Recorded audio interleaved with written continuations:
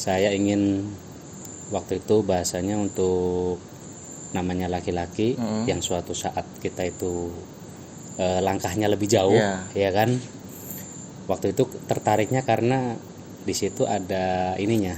Kalau bahasa fisiknya bela diri ya. Oh iya, ya. Kalau bahasa diri. ininya untuk jaga-jaga gitu kan. Iya. Tapi untuk pemanfaatan dari satu-satu itu jarang kita gunakan. Ya. Tapi hanya lebih untuk kita bangun pikir malam, ya sudah lebih ke arah situnya. Kamu itu yang baru dipegang bagian depan, cobalah pegang bagian belakang katanya. Oh gitu ya. Ya udah, habis itu saya suruh duduk, pegang tuh dari bagian belakang. Dari punggung berarti ya? Iya, kita dorong tuh ke atas kan. Pas kita udah nyampe atas, udah kita kayak orang buang apa gitu. Tapi ya, ada rasanya nggak tuh di tangan? Cuman saya bilang gini, hai makhluk Allah, apakah kamu tidak takut akan Allah karena kamu telah mencampuri urusan yang bukan urusanmu? Dijawab katanya. Apa jawabannya? Perkara itu gak ada hubungannya dengan bangsa kami.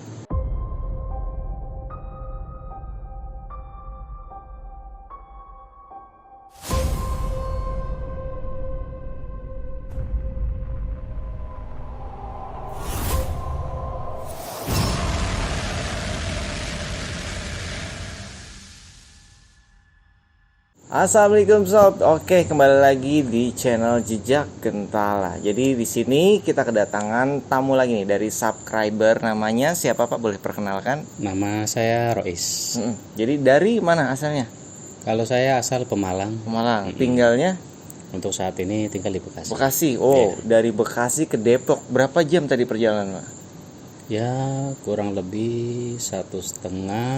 Tadi mampir ke tempat teman dulu, terus ke sini mungkin setengah jam ya. Mungkin 2 jam. 2 jaman ya. Iya. Oh, 2 jam perjalanan dari Bekasi ke Depok ya. Di sini datang beliau untuk silaturahmi ya Pak. Ya, Jadi kita ingin sharing-sharing tentang pengalaman spiritual, cerita-cerita horor gitu, misteri. Jadi beliau banyak banget pengalamannya, makanya tertarik datang ke sini. Oke, saya di sini dengan Hendar ya sebagai hostnya kali ini ya. Oke, langsung aja Pak. Jadi Pak Rois ini memang dari awalnya dulu tertarik dengan dunia spiritual atau ada trigger yang membawa ke dunia spiritual tersebut? Pada awalnya sih dulu masih usia belasan kali ya, sekitar ya mungkin 15 tahun atau 16 tahun gitu. Ya, berarti itu kisaran SMP apa SMA ya? Karena kebetulan dulu saya dari kakak ya, kakak terjun di dunia seperti itu. Oh, jadi kakaknya berapa umurnya waktu itu? Ya mungkin sekitar 30. Oh, jadi beda 30. Jauh memang ya? Iya. Tapi ini kakak sepupu ya. Oh, kakak sepupu. Iya, kakak sepupu. Terus? Nah, kebetulan kan karena ada ketertarikan istilahnya, saya ingin waktu itu bahasanya untuk namanya laki-laki yang suatu saat kita itu langkahnya lebih jauh, ya kan? Waktu itu tertariknya karena di situ ada ininya. Kalau bahasa fisiknya bela diri ya. Oh iya, ya. Kalau bahasa diri. ininya untuk jaga-jaga gitu kan. Iya. Nah, dari situlah saya tertarik untuk mencoba ke situ. Gitu. Seperti haus gitu ya. Haus ilmunya. Terus udah gitu saya juga hilang nih dari kakak itu enggak. Oh, jadi enggak ketemu lagi. Artinya jadi kayak otodidak. Iya. Jadi ya hanya sebagai pendekatan ke Allah, untuk zikir, untuk lebih dekat. Jarang memanfaatkan kegunaan dari misalkan ini untuk ini, yang ini untuk ini. Itu jarang saya gunakan. Tapi lebih untuk sarana kita itu untuk zikir malam. Gitu. Dan berarti itu belum ada gurunya saat itu? Sudah. Oh, sudah ada gurunya. Cuma hanya saja ini nanti untuk ini yang ini untuk ini. Oh, itu arahan dari gurunya seperti itu. Tapi untuk pemanfaatan dari satu-satu itu jarang kita gunakan. Ya. Tapi hanya lebih untuk kita bangun pikir malam, ya sudah lebih ke arah situnya. Cuman setelah saya kadang sesekali ya kan, seumpama misalkan kita lagi main kemana, tiba-tiba kita kayak menemukan orang kesurupan. Nah, itu pernah kita coba tuh. Gimana tuh ya kan? Itu? Saya pernah mencoba itu yang pas main ke daerah Cakung, ya kan?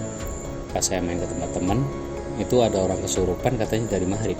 Dari maghrib sampai? Iya, sampai saya ketemu ke sana jam 9. Nah itu dipegang sama 3 orang. Ya, dipegang sama 3 orang, itu nggak sembuh. Pas itu pertama kali pengalaman saya megang. Itu saya juga sempat kaget ya. Begitu saya pegang, kepalanya itu kayak air mendidih. Panas. Bukan kulut gitu kan. Iya kan. Pas saya bilang, ya udah kamu keluar. Terus dia bilang mau keluar. Tapi ternyata bohong. Jadi prank. Ya, ngomong mau keluar, iya mau keluar, ya kan. Habis itu tawa, hahaha gitu kan. Nah, dia menceritakan gitu kan, katanya dia sudah capek-capek lari, capek-capek ngumpet, katanya sampai habis air mata saya katanya. Dia minta tolong dibukakan rantainya itu kan, karena di posisi dia katanya di rantai, gitu kan. Dan saya saat itu juga berakhir dengan apa ya, boleh dibilang malu lah. Ikut megang tapi nggak sembuh. Itu pengalaman saya gitu kan. Nah setelah saya pamit tuh, udah pamit, namanya nggak sembuh kan, mungkin itu pengalaman saya juga pertama kali nggak ngerti kan. Pada lain cerita, pas saya lagi ada di rumah tuh, ada saudara sepupu. Kebetulan dia main sama, waktu itu belum nikah, masih sama ceweknya gitu kan, main sama kesurupan juga tuh. Yang ceweknya. Ceweknya. Nah, kesurupan dari sore juga. Pas giliran jam berapa ya, jam 8 kali, baru ngetok-ngetok rumah. Ada apa Geng? Ya sebenarnya kata masuk kan. Ada apa itu? Cerita nih, ini katanya si ini cewek saya kesurupan gitu kan. Nah waktu itu sama, saya masih main kasar. Kuateng udah langsung tembak aja, marah lah itu. Jadi yang ngobatin dia ngobatin, ada ustadz juga ngobatin. Kenapa kalau bangun yang selalu mau dicekik saya, gitu kan. Bangun lagi saya, padahal di sampingnya deket ada, di sampingnya dia juga ada gitu. Saya ingat, oh saya main kasar kali ya. Waktu itu saya sempet coba pakai ini kok nggak bisa gitu. Akhirnya disitulah mulai mentok, kebingungan. Akhirnya saya ambil air wudhu, saya sholat. Cuman kesurupan kadang, namanya kita masih belajar ya. Saya sampai sholat, dalam sholat itu minta, ya Allah ini bagaimana caranya gitu kan, karena ya sama sekali belum pernah kan gitu, bingung kan. Pernah juga itu juga sama yang mentok belum selesai kan gitu kan. Akhirnya tiba-tiba kayak ada petunjuk. Kamu itu yang baru dipegang bagian depan, cobalah pegang bagian belakang katanya. Oh gitu ya. Udah, habis itu saya suruh duduk, pegang tuh dari bagian belakang. Punggung. Iya, kita dorong tuh ke atas kan. Pas kita udah nyampe atas, udah kita kayak orang buang apa gitu. Tapi ada rasanya nggak tuh di tangan? Kalau saya waktu itu enggak. Oh enggak. Dan selama ini kalau saya menggunakan itu jarang ada terasa. Tapi si itunya yang terasa. Gitu. Pas begitu, dia langsung nangis. Nah, kata saudara saya, oh udah nih, udah pergi katanya. Berarti yang nangis udah yang ceweknya sekarang, bukan yang kesurupannya tadi. Iya. Pas kita udah keluar, pas saya mau keluar pintu, dia sempat nongol tuh. Nunjukin gitu kan, secara ini ya, goibnya ya. Secara goibnya. Loh, mau datang lagi kan gitu kan. Nah, habis itulah, oh iya, berarti kalau sudah di depan pegang, mungkin ada dari belakang. Maka sekarang suka jadi pelajaran ketika kita mau, misalkan ada yang kesurupan lagi, ya kan. Itu saya suka gini, nggak langsung main kasar saya sekarang. Lebih istilahnya kadang suka diajak dialog dulu. Diajak ngobrol dulu. Iya, ya kan. Suka diajak inilah, ngomong-ngomong dia kenapa atau gimana. Digali informasi dulu ya. Digali informasi. Nah, sambil gali informasi itu, saya biasa begini nih. Saya pegang begini, ya kan. Kesurupan gak saya nih? Nah, enggak kan? Mama kesurupan nih, ya kan. Mama nih. Nih, saya pegang begini nih, ya kan. Ini sambil saya ngobrol, tapi saya sambil transfer energi.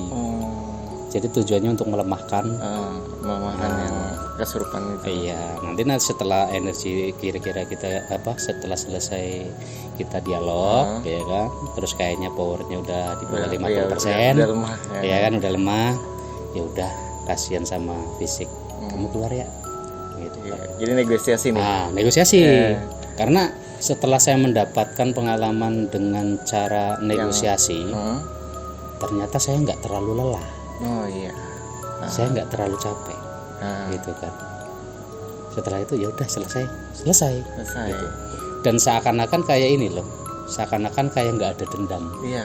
Jadi jinnya nggak pernah sakit hati juga gitu kan ya. Ibaratnya mungkin. jinnya diusir kan. Iya. Gue disuruh paksa nih sama diusir halus. Gitu. Iya. Halus kan ibaratnya pamit. Udah selesai ya gitu kan, silakan gitu kan. Itu yang terakhir saya praktekin waktu saya main ke daerah Cikarang ke tempat adik saya itu. Itu seperti itu. Waktu itu dialognya apa tuh? Apa rata-rata sama? Dialognya katanya gini, dia kesepian, ya kan, nggak ada temen ngobrol, ya kan. Terus masuklah ke situ.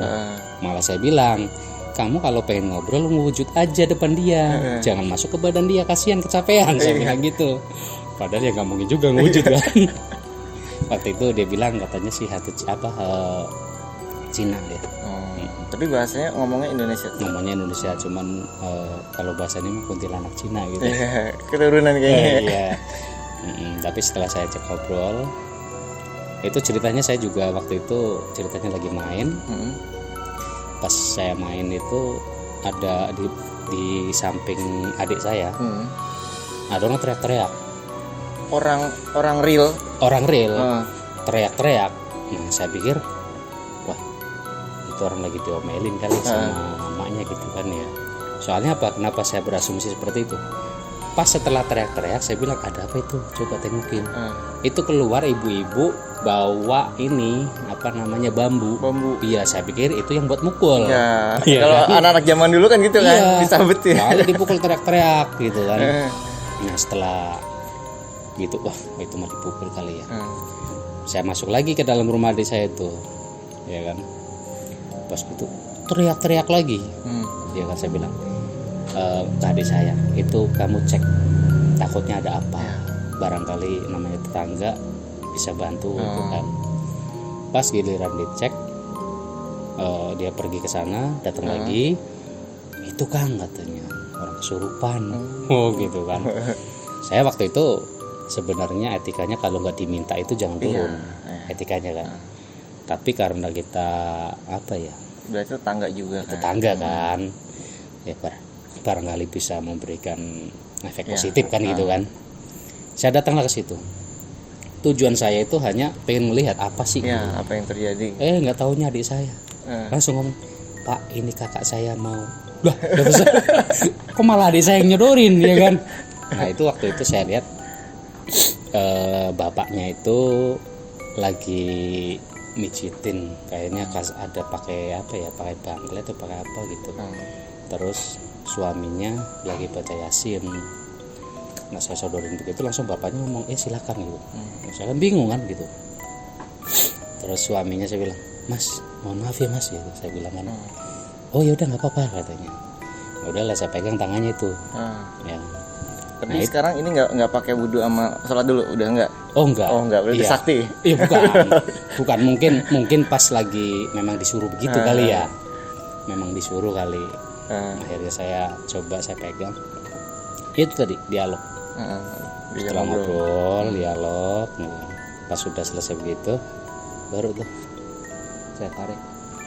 Nah itu pas nyabut itu kerasa gitu kan. Itu dari belakang juga? Enggak, dia lagi tiduran. Lagi tiduran. Udah nggak pakai itu, langsung dari atas gitu kan.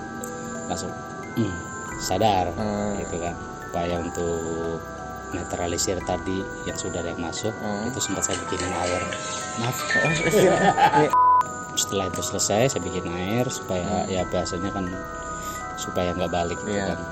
Ya alhamdulillah gitu. Nggak balik lagi. Istilahnya udah sehat. Itu beberapa pengalaman yang kita ini ya, untuk orang kesurupan. Cuman kalau yang sifatnya lebih lanjut, saya memang mundur. Yang lanjut itu yang kayak gimana contohnya? Ya contohnya gini, pernah ada suatu kejadian sama orang kesurupan juga gitu kan. Nggak taunya itu lagi versus. Gimana tuh? Tempur. Nah iya, dia punya usaha, anak buahnya kena. Nah ternyata ini lagi ada versus nih antara si pemilik usaha dan ini. Pesaingnya kali ya? Pesaingnya mungkin. Begitu anak itu udah saya selesai ini kan, terus ada kelanjutan ke situ, saya mundur. Karena udah tahu. Karena itu bukan bidang saya. Iya.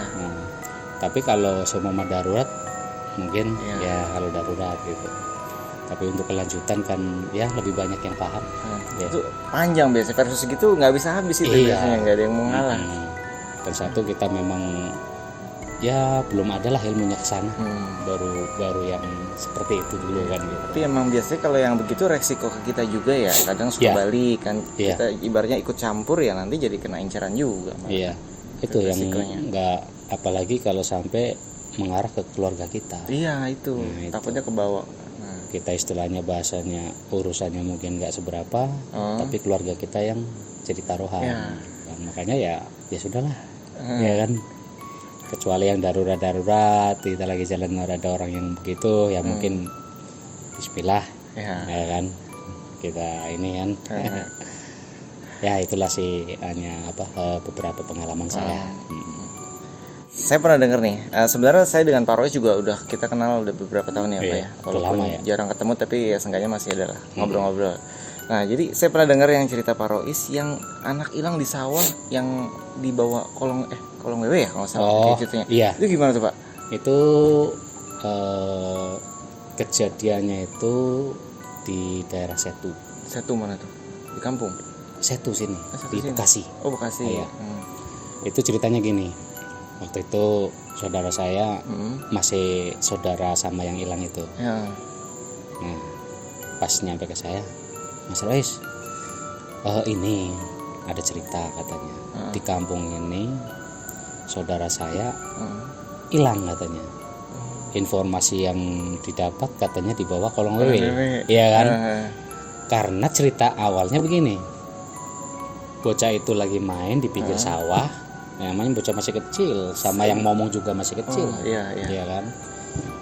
Ada yang lihat dia main di situ. Tapi setelah itu malam nggak pulang. Jadi mereka berasumsi dari situ langsung dibawa ke alam gaib. Jadi dibawa ke alam wewe gitu kan. Nah pas saat itu saya ke sana, ya sama. Karena kita awam di dalam hal seperti itu, ya akhirnya kita kan ya nggak apa-apa kita sambil main, iya kan. Nah pas giliran lagi rame-ramenya malam itu rame-rame tuh pada ke tengah sawah nyariin ya malam. Sorenya itu ada yang pakai ayam apalah itu diikat-ikat situ katanya. Terus, buat ini biasanya ada yang tampah juga ya, pakai tampah di pukul. Iya macam-macam dah udah, ya kan. Ya bahkan di situ juga ada sih supranatural yang turun di situ juga. Cuman karena kita di situ bukan tampil atau hadir sebagai ini untuk menyelesaikan masalah, kita hadir di situ sebagai penonton. Tapi di balik penonton kita ikut kerja. Gitu, ya. Di belakang layar lah ya. Di belakang layar. Karena apa? Ya kita merasa bahwa kita itu nggak ada kemampuan di situ, ya kan. Dan kita juga memang nggak mau nampilin. Saat mereka pada bubar, kebetulan saya ada 4 orang ya sama teman. Nah itu kebetulan di tengah sawah ada gubuk-gubukan tuh. Nah kita silat tuh berempat di berempat situ. Doang? Misah berarti sama yang lain? Sama yang lain bisa udah bubar tuh. Kita berempat nih. Ayo kita silah, kita doa di sini. Nah pas saat saya silah itu, selesai doa, baru saya kebetulan bawa ini ya, hiu ya. Saya bakar, saya tancapin, saya panggil. Datang yang ini penunggu di sekitar situ. Itu bahasanya yang terkuat di situ. Penguasanya berarti. Yang konon katanya dulu di situ ada gundukan tanah, itu di bulldozer nggak bisa. Nah penghuni situ lah saya panggil itu. Datang beneran. Saya tanyain kan bahasanya waktu itu bahasanya gini. Saya waktu itu memang agak nggak tahu ya dibilang keras atau sombong ya nggak tahu ya. Cuman saya bilang gini, hai makhluk Allah. Apakah kamu tidak takut akan Allah karena kamu telah mencampuri urusan yang bukan urusanmu? Dijawab katanya. Apa jawabannya? Perkara itu gak ada hubungannya dengan bangsa kami. Gitu. Oh, ya sudah. Ternyata begitu. Gimana tuh? Jadi bukan dibawa ke alam gaib. Tapi ternyata dia main. Iya ke tempat kalau nggak salah bapaknya apa omnya itu ke daerah Cilengsi. Kok saudara-saudaranya nggak tahu ya dia? Nggak ada yang tahu. Setelah pulang baru tahu. Waduh, satu Kamu kan- kemana katanya? Main. Satu gitu. kamu kena prank gitu. Nah, kena Sampai prank. malam jalan-jalan di sawah tuh Iya, tengah malam. sampai istilahnya ada ritual ini ritual itu ya kan, bagi yang orang yang diundang Iya. kan, yang dimintain tolong. Tapi pulangnya sama siapa tuh dia? Apa diantar? Apa gimana? Waktu itu kalau nggak salah pulangnya ya berdua aja tuh sesuai tadi. Berdua doang? Iya, berangkatnya gitu.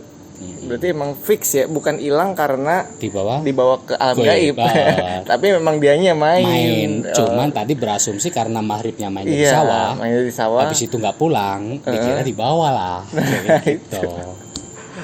Itu seru itu sebenarnya. Iya. Satu kampung ya rame-rame, saya Rame-rame ngebayangin itu. wah rame ini. Mm-mm. Oke. Sudah cukup panjang sepertinya videonya ya. Jadi sebenarnya banyak ya cerita dari Paroisnya yang disampaikan mungkin di lain waktu ya Pak. Lain waktu lah mungkin ya. Waktu ya. Kita- Jadi sebenarnya Parois ini petualangan naik-naik ke mana, ke puncak ya, ke gunung ya juga ada paling ya. ya ke gunung gitu kan. Nah mungkin nanti cerita yang naik ke gunungnya bisa kita ceritain di lain waktu ya Pak. Ada waktu lagi insya Allah. Oke, sampai di sini aja videonya. Semoga videonya bermanfaat dan menghibur sobat. Dan di sini kita tidak memaksakan untuk sobat percaya dengan apa yang kita percaya ya Pak. Jadi ini hanyalah pengalaman kita pribadi aja. Oke, semoga ada manfaatnya. Jangan lupa di like, subscribe, dan komen, dan di share juga ya. Oke, sampai jumpa kembali. Wassalamualaikum warahmatullahi wabarakatuh. Assalamualaikum warahmatullahi wabarakatuh.